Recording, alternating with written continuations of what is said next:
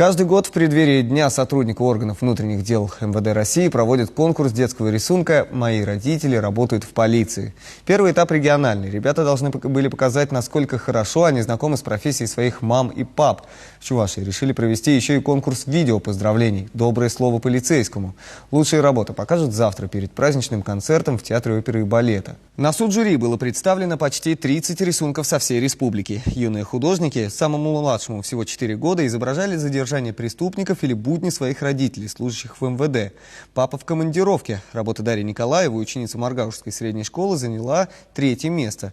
Диплом 2-й степени получил автор рисунка «Полиция нас бережет» Валерия Архипова из 48-й Чебоксарской школы. А победителем стала Анастасия Свеклова, ученица гимназии номер 4. Она назвала свой рисунок «У мамы на работе». На самом деле Настя очень быстро нарисовала рисунок, она очень хотела победить в этом конкурсе. Очень надеялась, что займет 1-е место, и мы очень рады, что победа досталась нам. Конечно, мы будем стараться радовать вас.